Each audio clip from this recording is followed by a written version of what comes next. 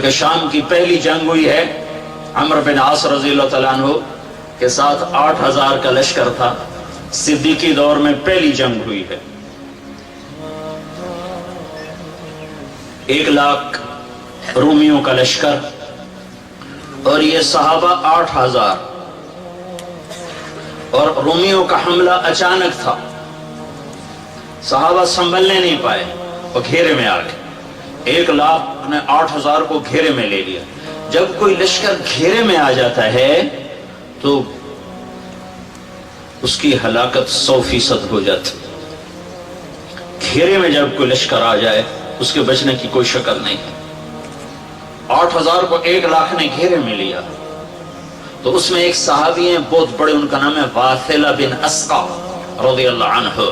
وہ فرماتے ہیں کہ ایسی خوف کی گھاٹی آئی اور ایسا ہولناک منظر بنا کہ ہمیں شعر و شاعری بھول گئی. عرب کی عادت تھی جنگ میں بے خوف ہوتے تھے اور شعر کہتے تھے. سامنے موت کا رقص ہے اور وہ شعر پڑھتے تھے. الموت احلى عندنا من العسل نحن بنو ضبة اصحاب الجمل نحن بنو الموت اذ الموت نزل. یہ اشعار ہیں بنو ضبہ عرب قبیلہ, وہ جنگ میں کہہ رہے ہیں موت تو ہمیں شہد سے زیادہ محبوب ہے, ہمیں تو موت سے ڈراتے ہو. کربلا کے میدان میں شمر نے کہا ہم تم سب کو ذبح کر دیں گے, تو حضرت حسین نے مسکرا کے فرمایا اب الموت تخوفونی, مجھے موت سے ڈراتے ہو. موت تو میرے رب سے ملاقات کا نام ہے, مجھے موت سے ڈراتے ہو. تو عرب کی عادت تھی شعر پڑھتے تھے. انا الذی سمتنی امی حیدرا کلیس غابات کریہ المنظرا وفیہمی بالصاع کیل السندرا. یہ حضرت علی کے اشعار ہیں. جب وہ جنگ خیبر میں لڑ رہے تھے تو یہ اشعار پڑھ رہے تھے.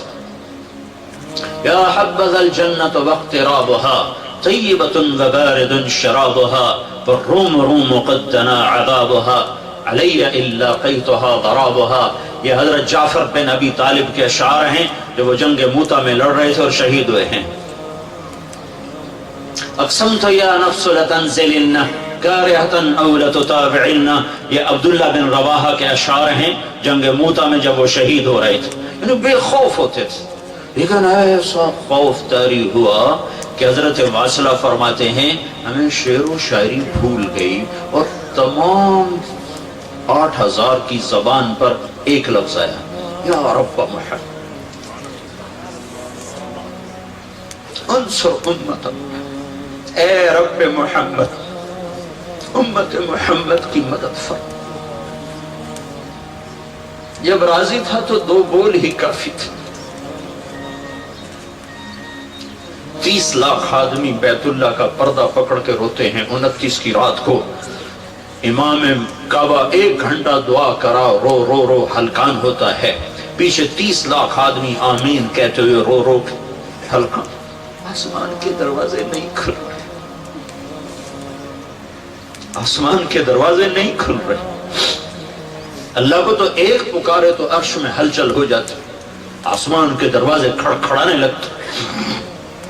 ابو مالک رضی اللہ تعالیٰ عنہ کو ڈاکو نے پکڑا اور قتل کرنے لگا. انہوں نے کہا یا ارحم الراحم, اس نے تلوار اٹھائی, کہا یا ارحم الراحمین. وہ وار کرنے لگا, کہا یا ارحم الراحمین. ایک دم ایک گھوڑ سوار سامنے آیا اور اس نے نیزہ مارا اور ڈاکو نیچے گرا, اس کے جسم کو آگ لگ گئی اور جل کے راکھ ہو گیا.